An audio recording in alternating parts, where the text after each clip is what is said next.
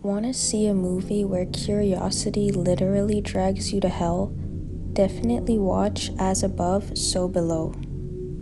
2014's As Above, So Below is an American found footage horror film directed by John Eric Dowdle and co-written with his brother Drew Dowdle, starring Perdita Weeks, Ben Feldman, Edwin Hodge, Francois Civil, Marion Lambert, and Ali Marhire. The film blends historical myth, psychological horror, and adventure into a uniquely immersive descent.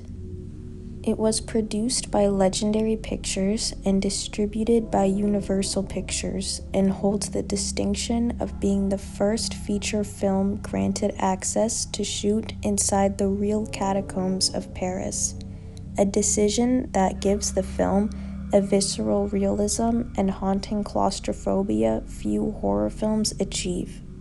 The narrative follows Scarlett Marlowe, a brilliant and obsessively driven scholar determined to complete her late father's quest, the discovery of the Philosopher's Stone, a legendary alchemical object believed to turn base metals into gold and grant eternal life.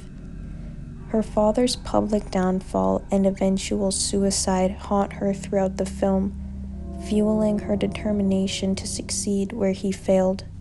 After uncovering an artifact known as the Rose Key in a collapsing cave in Iran, Scarlett travels to Paris to follow the trail left by Nicolas Flamel, the historical alchemist believed to have hidden the stone. She reunites with George, her ex and skilled linguist, and Benji, her loyal cameraman, to document the journey. Using clues hidden in Flamel's tombstone, they decipher an ancient code that points them toward a forbidden section of the catacombs beneath Paris, rumored to house the stone's final resting place. With access to the restricted tunnels blocked by official tours, Scarlett enlists a trio of urban explorers, Papillon, Suxi, and Zed, local cataphiles who know the catacombs' uncharted areas. These scenes were filmed in real, off-limits parts of the underground ossuaries, lending authenticity to the setting and reinforcing the sense that the catacombs themselves are a living, dangerous force in the film. Soon after entering, the group experiences increasingly strange phenomena. They hear distant chanting from a cult-like group of women and encounter rooms and objects that seem both impossible and demonically symbolic. Papillon warns against entering a sealed tunnel known for its mysterious disappearances, but after a cave-in blocks their exit, they are forced to move forward into the cursed and unknown abyss.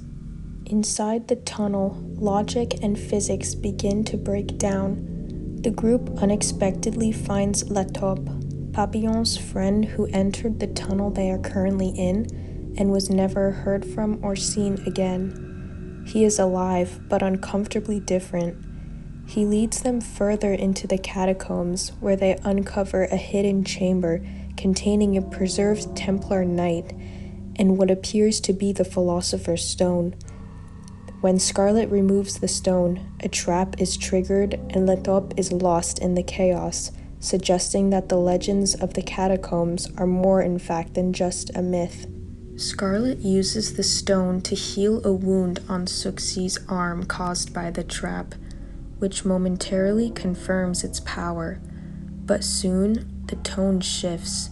The catacombs begin to manifest the group's buried guilt and trauma into a physical and deadly form. La Taupe murders Suxi without an explanation. Benji is thrown into a pit, killing him instantly.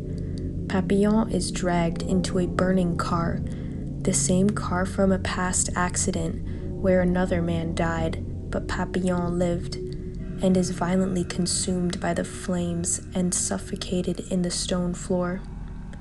Each death becomes a punishment, a symbolic confrontation with a past sin, forcing surviving members to ultimately confront what they've buried emotionally.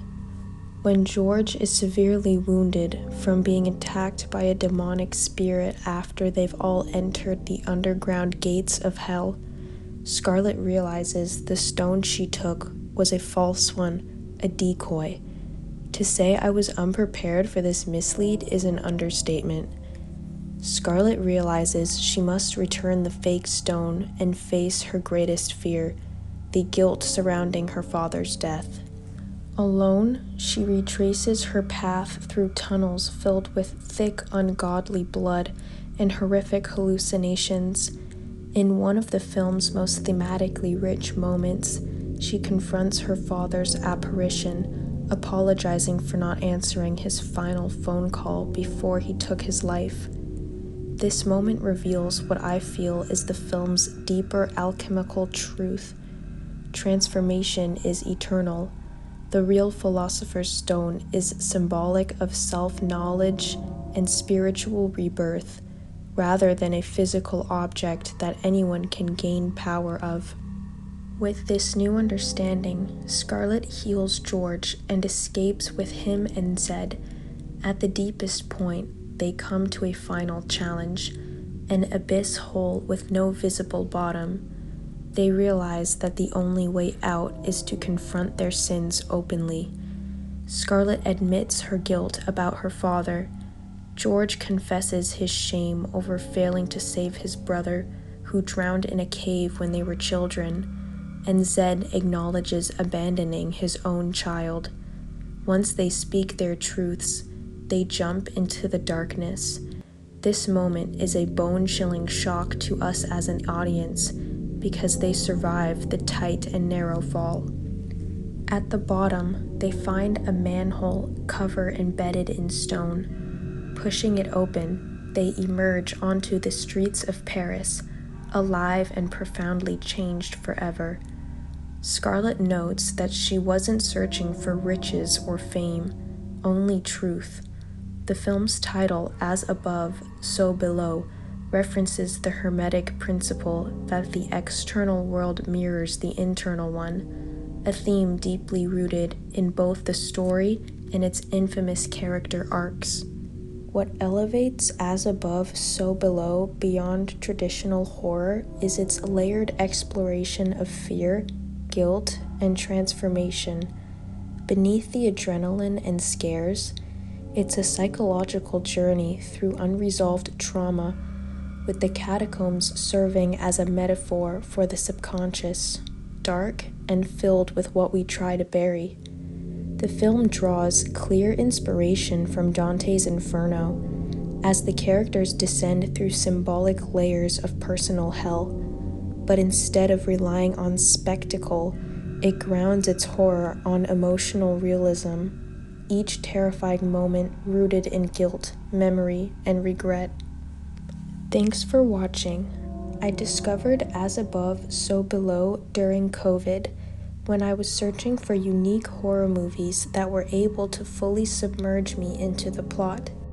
This film made me invested in the characters, perfectly educated and explained the history of ancient alchemy and facts about the catacombs, and left a lasting impression on me even years later, all within keeping the running time manageable. This is one of my all-time favorite horror movies, and I would recommend it to anyone willing to allow themselves to experience everything it truly has to offer. I hope you have a blessed day.